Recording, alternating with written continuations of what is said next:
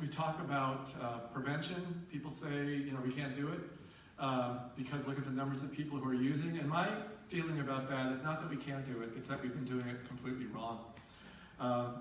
We have been doing what Linda said. We've been telling kids to say no to drugs, N-O.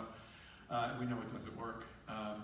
But this idea of switching that to this other idea of helping them say no, helping them know, K-N-O-W, to understand not just what drugs are, not just the different kinds of drugs. I mean, all that's important. They need to know what's going on. They need to know the impact, why they feel high if they take a drug, what's going on in their brain, where the elation comes from, also what are the other effects, what damage is going on, what happens to the neurological system.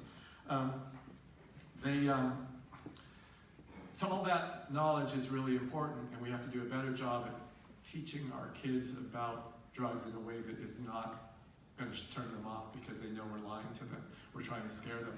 But the bigger issue for me that I think we need to start focusing on if we're really going to prevent drug use and addiction is to ask a different question, which is not focused so much on the drugs, but just is why people use them.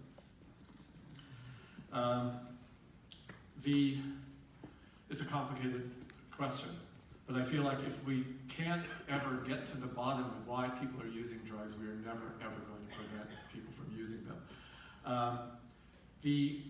There was a survey done, 7,000 kids, teenagers around the country, the United States, but again, I don't think it's that different here as far as this is concerned. And they asked the kids and their parents the same question. The parents, they asked, why do you think teenagers, why do your children get high? Why do they use drugs?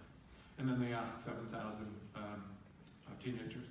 And the parents said what I would have said, and what the researchers thought everyone was going to say, which was that kids get high because it's fun, they like the feeling, they like the stimulation, it's this, euphoria, and they do it because everyone else is doing it. It's peer pressure.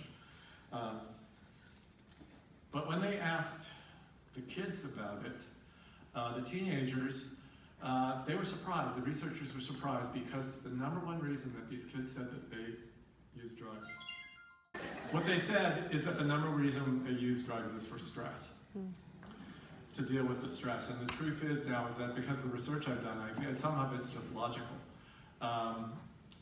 We know, I can come, I'm not an addict, so I can go home and have a drink. So sometimes at the end of a long day and I'm really stressed out, I'll say, God, I need a drink. I don't usually do it anymore, but I understand what that's about because it does work. It does alleviate some stress.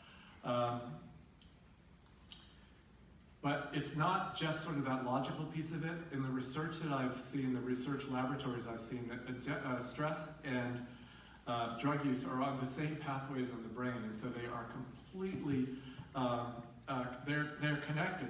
And so there is an immediate impact. Stress and the impulse to use drugs is connected. And the basic formula is that the more stress in a person's life, the more likely he or she will use drugs to cope, and the more likely that will lead to addiction. So if we're going to help our kids grow up healthily, we have to look at what is stressing them out in their lives. And it can be, there's so many things. It was hard when I was a kid, when we were kids, it was hard, but it's harder now.